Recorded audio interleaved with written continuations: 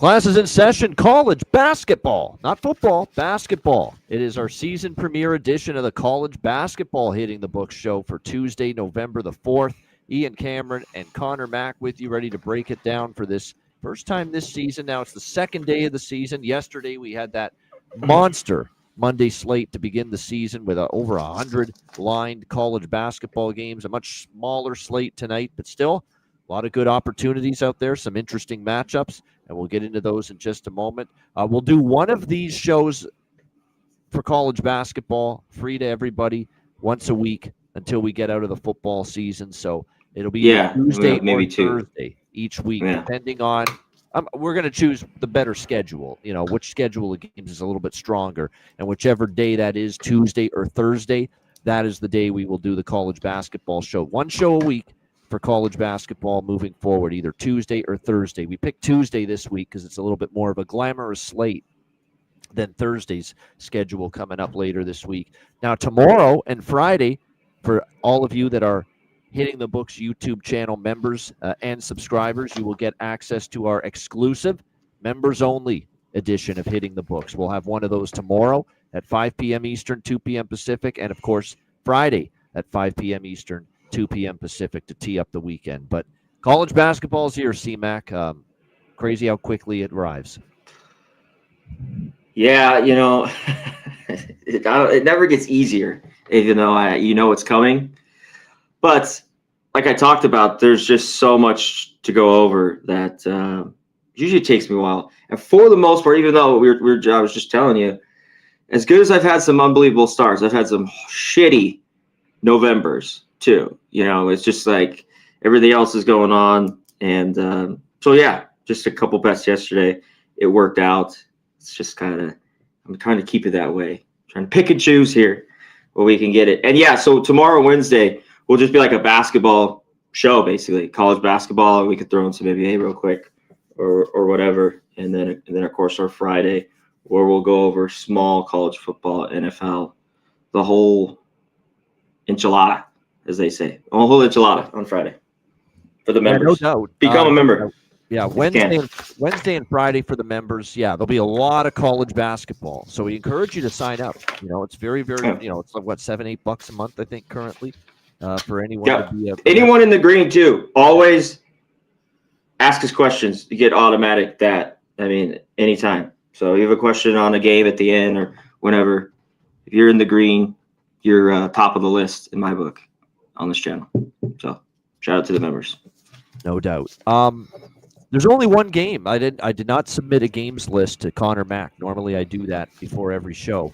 I did not do that today because I'm only going to talk about one game, and then after that I'm just going to open it up, and Connor Mack can give his opinions on any games he's interested in. I'll give my bets and opinions that I like on the card. But the one game we're going to talk about, Mando, that we talk about this game, it's obviously the highlight game of the night. It is the Dickie V Invitational. It's Texas and Duke. We have Duke 10.5 point home favorites, I should say. This is a neutral court in Charlotte Spectrum Center. Duke a 10.5 point favorite, 153.5 the total in this game. From all indications, another roster for John Shire, head coach of Duke, that is loaded for bear. Certainly a team that's going to be very much in the mix to be a national championship team this season for the Duke Blue Devils. No question about that. Obviously fell short last year. And Florida obviously gaining the title. But you look at this Duke Blue Devils roster and the Boozers, Carlos's kids. Of course, we're old enough to remember when Carlos Boozer played. Now all of a sudden we're seeing his kids involved playing basketball. Remember he spray paint his head when he was on the balls? Yeah, no kidding. Look, they are certainly from a continuity standpoint. You look at it, obviously a team that reached the Final Four. Cameron Boozer, this Nicholas Kamenya. They really, really like, of course, back from last year's team. They've got Patrick Ngongba, Caleb Foster, Isaiah Evans, a Duke team that obviously got to the Final Four last year. They did say goodbye to some players, though, like Sion James, Tyrese Proctor, Con Kneppel, Malawach. Those guys left from that Duke team last year.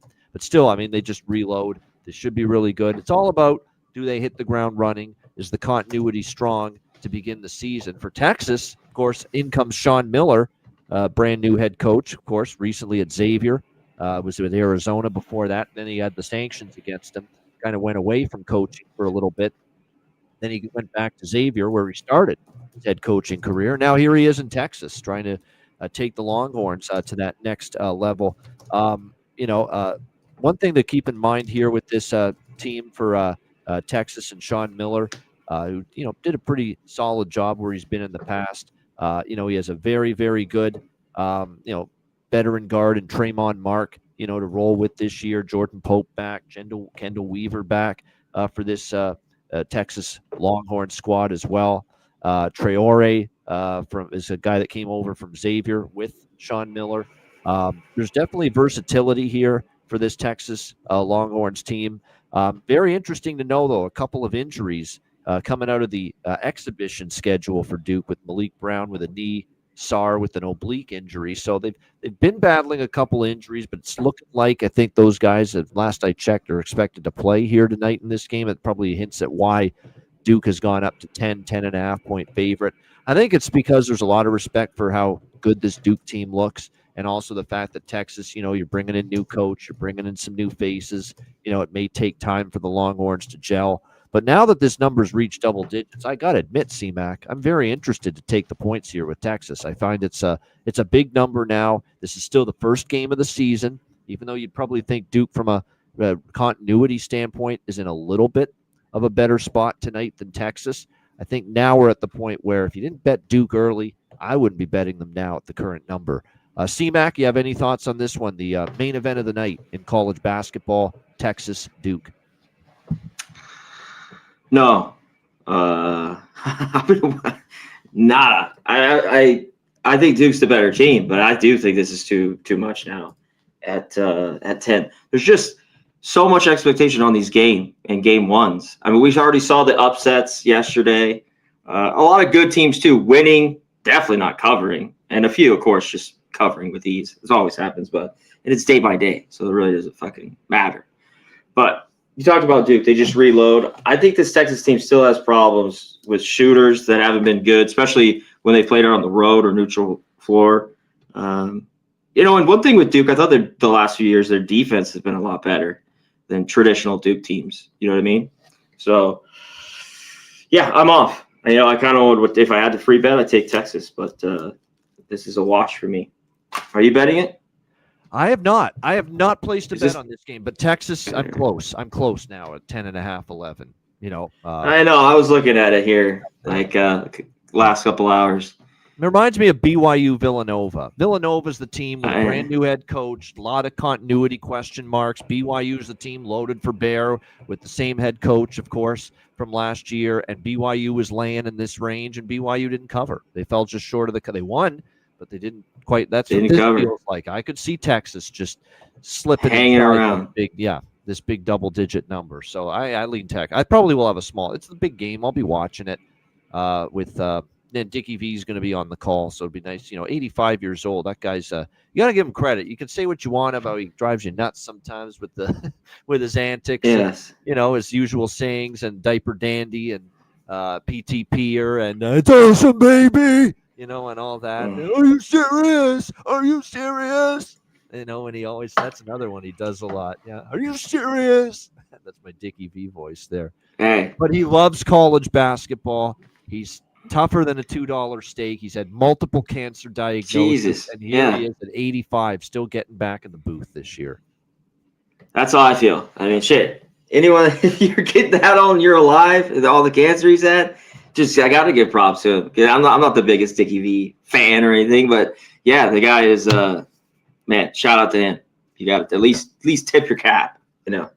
It's salute. Sure. Whether you love him or, he drives you a little batty sometimes, you got to just tip your cap and say you love the sport.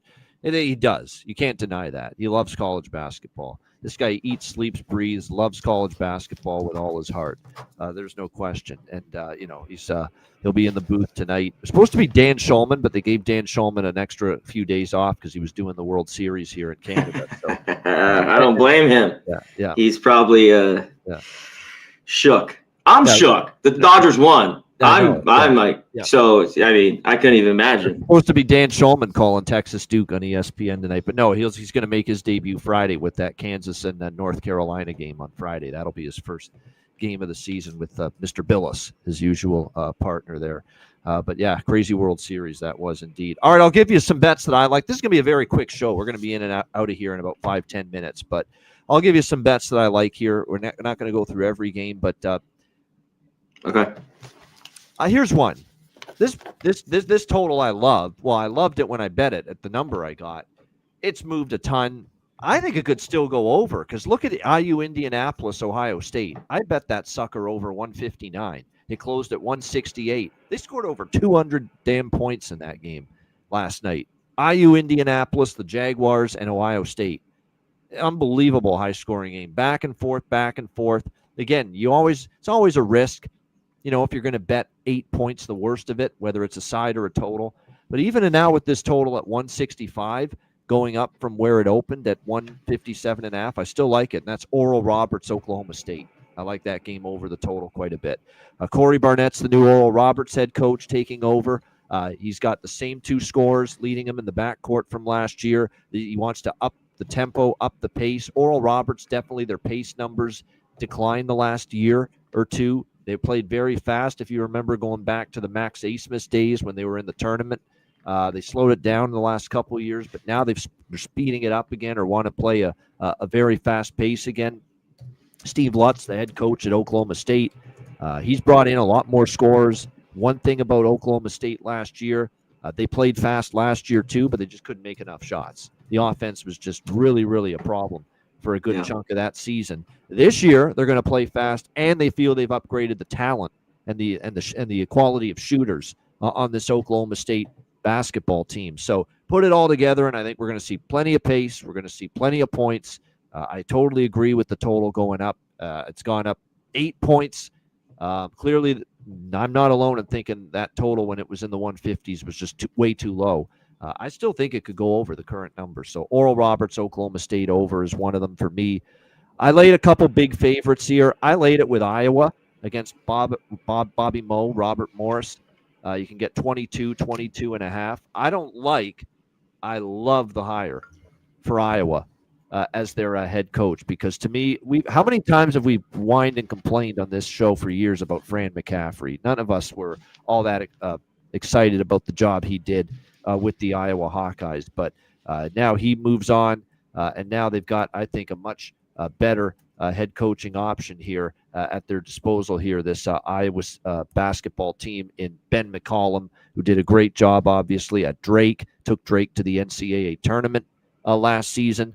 And how about the fact that now we're going to see, too, and this is correlated, too, we're going to see a major pace change with Iowa this year. Iowa played fast, zero defense. For years, they played that way under Fran McCaffrey. Yeah. They could score, but they couldn't defend, and they played fast. Well, now with Ben McCollum coming here as head coach, taking over from his days at Drake, what do we know about Drake under McCollum the last 2 years? They slowed it down. They played in the half court, and that is what we're going to see here for Iowa. So now we're going to see more focus on being a better defensive team. They're still going to be able to score points, Iowa, but they are going to be, you watch, and maybe it will take time, maybe not right away tonight, although I think tonight you'll see them play good defense, but they will be a much improved defensive team as this game goes on, and they're going to resemble a much better defensive team than any recent Iowa Hawkeyes teams that we have seen. So I think it's going to be very difficult for Robert Morris here, the Colonials, to find points in this game. Iowa should be pretty excited to have this first home game with the brand new coach. I think that defense will get better. So I did a split bet here. Minus 22 on Iowa, split up with a little on the Robert Morris team total in this game. You can bet under 57.5 is the team total for Robert Morris. The full game under, I could see it as well. I just worry about, Iowa scoring a bunch of points and it being enough to get over. But I could see it being an under full game just because the pace is going to be a lot slower. And like I said, Iowa minus 22 and or Robert Morris Team total under 57.5. I do like a couple of those bets. And I'm with someone in the chat here that's already thrown it out there, Mr. One and Done. Good to see you in the chat. Appreciate it. What up? Martin, let's see if we can cash us. I agree with that play against UNLV. UNLV's got injuries already early in the season. That is definitely not what you want to see out of a 17-point favorite in the very first game of the new college basketball season. That is for sure. Josh Pastner, good on television the last couple of years. Not a bad job on ESPN, but like I said, now back in coaching, it's a wait and see for me. Obviously, Memphis early in his career, his first gig. Then he went to Georgia Tech. Obviously, after that, we'll have to see how it goes here with him at UNLV. It's a team that's been a program that's kind of been in flux. That's the word I would use. Flux the last couple of years. UNLV basketball with the injury situation coming into this one. I'm certainly not all that thrilled about laying 17.5 with them in this opener.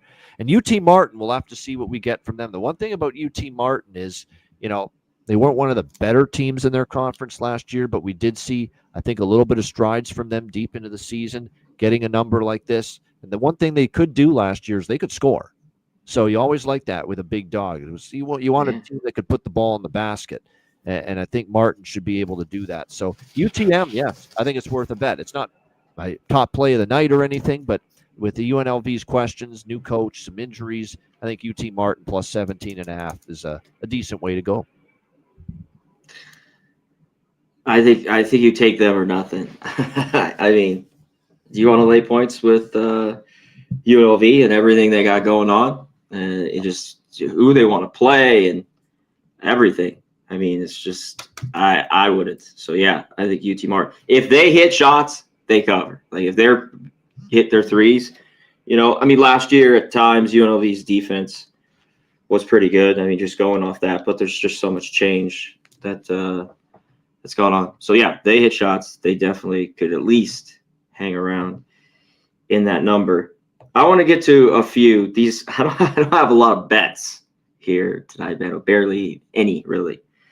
I want to take here. It's not that I like this total, but it makes me if this pace is going to be between these two teams, that it's lower scoring. These 9 points to me are valuable, and that's with Louisiana Tech. I mean, Nevada always better at home throughout the years. Kind of a disappointing season. I mean, both these teams, I think they were 17 and 15. Louisiana Tech was kind of similar record last year. They're pretty good inside as La Tech, but the tempo of these two teams, 322 for La Tech, Nevada 340. I don't know if I'm loving the under. We see a lot of early points in these games, not a lot of defense rolling around in some of these games. There were a ton of overs last night. Really, I mean, there was a lot. Yeah. I believe me, I saw it. It was live. I saw them all. But I think La Tech can. They've always had a pretty good history against Nevada, even though they're at home here. I think they could kind of hang around with just their presence and kind of maybe a slower type game. Unless Nevada's red hot and the place is going crazy, hitting shots, I think it's kind of just the tough thing is this is drop. There are nines out here everywhere, but this opened up around 11, 10.5. I think that was the number to get there. But yeah, I got a couple more in these ones. This one's kind of tough. Oregon, they have a couple. They're here 12.5, some 13s. It's moved, I guess, a little bit. I'd have to check. They've had a few of their guards that were out, right? Or maybe going to play. I heard there was a good chance they play, but again, with I didn't know basketball. Again, it's never a certainty until you actually see them on the floor. So you see it, like that's I would have my money. I think Hawaii could maybe hang around in that basketball game. A couple others that I was looking at. I think the line I thought was just sharp, but I like this team. The only thing is their defense, but they should be able to score, and we have it in another team with Wichita State. This just, to me, is very average. Of course, they play better at home, but not a great scoring team. And these two teams are both great defensively. That's why we see where this number is at. But I think UNC Asheville could be live here, plus 7.5 against Wichita. Do you have anything in that game? Over. That's another over for me in that game. Yeah. I agree with the movement up. Asheville, they're both going to play with some pace. Yeah, they're going to Uh, play with pace. Paul Mills has always played, but Paul Mills, when he coached Oral Roberts, and now he's been with Wichita for a few years, and we saw them obviously play quicker. They've never been a great defensive team, so I like Yeah. over. I like points in that Asheville Wichita game. Nothing on the side, but I do like the over. The other over I like is Nichols and Kentucky, Nicholls State and Kentucky. I want to keep in mind something about Kentucky. They are a really good roster this year. Kentucky. Mark Pope's done a great job in the transfer portal with this group. They are going to be one of the most talented teams. They could win the SEC for sure, but they're not alone, obviously. There's a lot of teams that could win the SEC. Alabama could win the SEC. Tennessee could win the SEC. Florida's not going. I know they lost last night, but Florida's still going to be really good. They could win the SEC. Don't even count out Missouri. Don't count out Vanderbilt, man. I think Mark Byington's got one hell of a team this year with Vanderbilt. So there's a bunch of teams I think that could really win that conference, and no doubt Kentucky's one of them. And I think what I like about Kentucky here too, if you want to lay the points. Now I like the over more than anything. I think they're going to score at will on Nicholls. Nicholls State's going to have a hard time defending them, especially that size in the low post that Kentucky's going to throw at them. Nicholls plays fast. Kentucky plays fast, so the pace is going to be there. This total's gone from 151 to 156.5 is the current number. So this is a 5.5 point move. I agree. I'd look at maybe laying it too with Kentucky. That's another thing too, C-Mac. You talked about all the overs last night. How about all the big favorites that hit? My goodness, a lot of the bigger favorites were cashing in. Illinois, and there's the big ones. Yeah, the real big ones. Believe it or not, one of the few that didn't was Houston, of all things, against Lehigh. Lehigh actually covered that game against Houston. But a lot of the teams here, as far as college basketball, those 25, 30-point favorites in that range did very well. So I think it's a situation here where Kentucky, too, lost in the exhibition against Purdue. And not just lost to Purdue, and Purdue's loaded this year. So it's not like there's any shame in losing to Purdue, but it's kind of a wake-up call when not only do you lose to Purdue, but Purdue dominated them. Purdue dominated Kentucky in an exhibition game just recently. Yeah. So I think that might be a wake-up call here, and now in an otherwise a situation where maybe, just maybe, they're kind of lulled to sleep and going through the motions in their first game against a lesser team. I think because of that result against Purdue, you're going to get Kentucky taking Nicholls State seriously here tonight in this first game. So I think the laying the 30 is worth it too. I did actually lay the points as well with Kentucky. And I'm seeing it's going up as we speak, 31.5. I think it's a lay it or don't play it in that game. Let me hit you with one. This is moving up here to almost 20 is, obviously Kansas State really loaded here with all the moves that they made. It's gone from 16.5 to 19.5. I always like Greensboro, but you think they can hang around here in the 20 points, or they get blown out? That's an interesting one because Kansas State against Greensboro, that's a lot of points. Kansas State, to me, offensively, I think they're much improved. There's people I know that follow Kansas State that think their defense is still a little lagging behind. Maybe that's why the total's gone up, because I do agree. I think the over is the way I would play that game, but I don't know if I'd play it now at 148.5, because while I think there's defensive issues with both of these teams, Kansas State's a moderate pace team, and Greensboro does not play fast. So now that it's 148.5, I'd maybe be careful with it, but I agree with the initial move over. I don't want to lay that many with Kansas State, though. I'd lean Greensboro now, actually, at the current. I know. I've been looking at this. I think it's a lot of time. I think they will be able to score with all the offense that they have, but this is a bunch. Usually they're good. I have to look up the ATS. I mean, these non-conference openers, I think they won 20 out of last 21 or something like that. But I'd have to look at the number to double check. But that was about it for me. Do you have anything late night here? Portland State, Stanford at all? One thing, another pace change I want to tell people about as far as the couple of the other games. Let me just San Diego State. I laid it with San Diego State. I think Brian Dutcher's got a great team this year. Should win the Mountain West. Really impressed with what they're going to defend like they always do. Rebound. That's what you get out of Aztec teams. And Long Beach State, I think, could be starting a little bit, over to begin the season. So, like I said, I think San Diego State taking that money is worth it there, 25.5. So under maybe in that game too. Long Beach State team total under. I don't mind that either. I was going to say that's moved 3 points too. Yeah. Open 58.5 because I looked at it's down to 55.5. Yeah. It's getting low, but I don't know if they even break that tonight. I laid an early 29.5 with Purdue, but that number's like 34.5 now. So it's moved quite a bit. But I think Purdue just drills Evansville as well tonight. What about Texas Tech? They've lost a lot. Basically, Toppin is there. Yeah, I agree with that to some extent. Like, I'd be a little more leery, but at the same time, Lindenwood's really, really been rough. Yeah, I know. And I could see Texas Tech still rolling them. So I'd still lean Red Raiders there a little bit in that one. Not my favorite, bigger favorite to bet here tonight. And another one with a pace change, Alcorn State and Florida State. Luke Laux is the new head coach there, who actually played at Florida State under Leonard Hamilton like 18 years ago, 17 years ago, Luke Laux. And Florida State had some pretty good teams when he played there.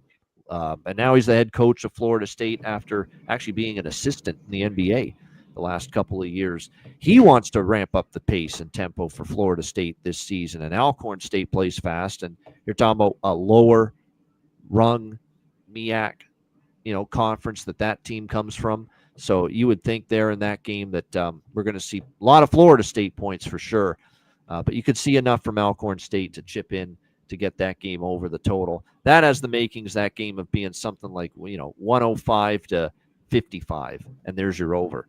You get 105 out of Florida State, you get 55 out of Alcorn State, something like that, and it goes over the total. But I think the over is the right move there in that game. And then the pace change in the other direction, where teams going from playing, well, I wouldn't say they played fast, but they're going to just become a snail this year and slow it right down. West Virginia, because they've got the former North Texas head coach, Ross Hodge, taking over. Oh, yeah. Head coach. One of my favorite guys. Yeah. Great coach. Did a great job, obviously, at North Texas. And he's bringing that Ross Hodge philosophy with him to Morgantown. Defense, play it slow, work the shot clock on offense, and just make teams defend or make teams work it around on the shot clock. Their transition defense, when he was at North Texas, it was always good, and you were going to get a significant downshift in pace and tempo for West Virginia this season. So that game against Mount St. Mary's tonight, where they're in Morgantown, we're seeing West Virginia 19.5-point favorites, 136.5 the total, whether it's the full game under, whether it's Mount St. Mary's team total under, if you want to trust in the defense specifically. I think that is definitely something that, not just tonight either, have West Virginia circled to look at some unders, CMAC, because they are definitely going, they're going to become the North Texas here of the Big 12. It's going to be all about 64-62 basketball this year for West Virginia, much like the type of scores we've seen from Ross Hodge at North Texas when he coached there the last few years. So just to make sure you're aware of that, we're definitely going to see a much slower, defensive-minded West Virginia team this season. Yeah, I'll be all over it in certain situations, as it's a bet I've loved with him. And low totals too. Yeah, deserving. Yes, for sure. Definitely. I think Fordham, by the way, could be, I don't want to say a great team, but this is I don't want to go that far. Looking like one of the it's not saying much, but one of the better Fordham teams we've seen on paper, at least with the roster that they put together in recent years. And one thing I can say about their opponent tonight is they are horrific. New Jersey Tech, NJIT. They are absolutely terrible. So I took a small shot there laying it with Fordham. I know Fordham, we don't typically trust them laying points as big favorites, double-digit favorites, but I think NJIT could be that freaking terrible. So Fordham for me. I took a little bit there laying the points. That's about it. There you go. Beautiful. Shout out to everyone in the chat. Aubrey, Canes Nation, Tom Boyd. I see your comments, Tom Boyd. You give us grief when our picks don't do well, but hey, you're tuning into us, so we thank you for that. What picks? What is he talking about? It's just fill us in on the picks. Yeah. What are you talking? Yeah. I thought our NFL was pretty good on the weekend. The Texans were my only loss. college No, no, football. multiple winning seasons, across the board for 10 years. I mean, that's the qualifications to sell picks and bet, Tom. So there we go. I could speak for Connor Mack. We've been doing this for a long time, and the reason we're still doing it is because we have at least a decent amount of success. I'm not saying we win all the time. We don't. Oh, and when I lose, seasons is what we look for. Yeah. When I'm going bad, it's going to happen. Like the baseball was so good. I've talked about it so much, and I was horrific after the break for like 3 weeks, a month, and I ended all right. But shit's going to happen. This shit is a grind. It is. But but thanks for the comment. At the end of the season, that's always my goal. I always say that. Yeah.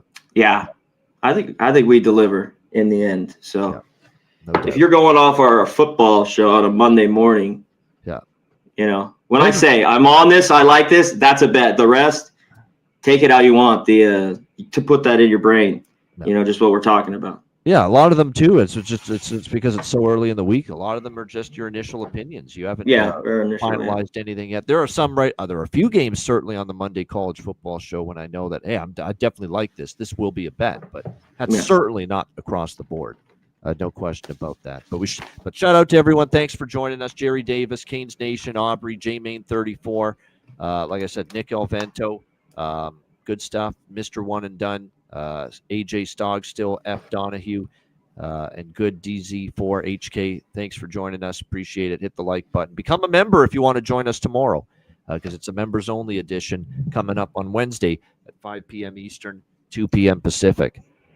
Shout out to F Donahue, as always, my guy in the green. Appreciate him. Shout out to Canes Nation, Jerry Davis as well, especially Canes Nation, my guy. He's watching us for a long time. Yep. My guy, Canes Nation. So shout out to him. I appreciate the kind words. Every once in a while we get a kind word, which I love. I like it both. You got a little hate, a little love. Come on now. No, even the people that criticize, they watch. That's all, and we love it. We appreciate that. Appreciate it. That's all that matters. Yeah, that's all that matters. Yep. Exactly. And best bets. Speaking of things best that bets. Matter, let's see if we can get some best bets here rolled out for you for the first. Yeah, you can ridicule us on this if they don't work out. No doubt. Okay. All right, best bets, C-Mac. I know you're going light, low volume, early in the college basketball season, but one best bet for tonight. What do you got? I just bet it. I'm on La Tech +9 against Nevada. I just don't think this Nevada team is very good. Obviously, they're a lot better at home, but give me the 9 points. Both their teams are slow. I think La Tech can get a lot inside on Nevada. So unless Nevada's red hot shooting, I think this game is tight. So it's single digits. I'll take the 9, even though there's no 10s out there. So there are 9s. Give me the +9. La Tech. All right. Well, we're going to attempt to give you a best bet that we're not getting the best of the number, far from it. But this game feels like IU, Indianapolis, Ohio State, where I can give you a total that is 8-9 points worse than it was, and it'll still go over the total, and maybe with room to spare, like that Ohio State game did last night. And I'm going to go to Oral Bob, Oklahoma State. The best number out there right now is 165.5. I still think that goes over the total. I think we're going to see a lot of points there in that game tonight. So let's go with that. Oral Roberts, Oklahoma State, over 165.5. That'll be my best bet here for this premier edition of the College Basketball Hitting the Books show. All right, shout out to everyone in the chat. Hit the like button on the way out. We appreciate it very much. Join us tomorrow. Become a member. And if you do, you'll be able to join us tomorrow for the members-only edition of the Hitting the Books show at 5 p.m. Eastern, 2 p.m. Pacific. You're muted. My favorite. Sorry, I was muted. Friday. Small college football. Always my favorite to bet on. Yep. So join then. And we get some NFL talk on Fridays, too. We get you ready for the NFL weekend. Lots of NFL on the Friday show. So, again, become a member to join us for those two shows. We appreciate it. Hit the like button one more time on the way out.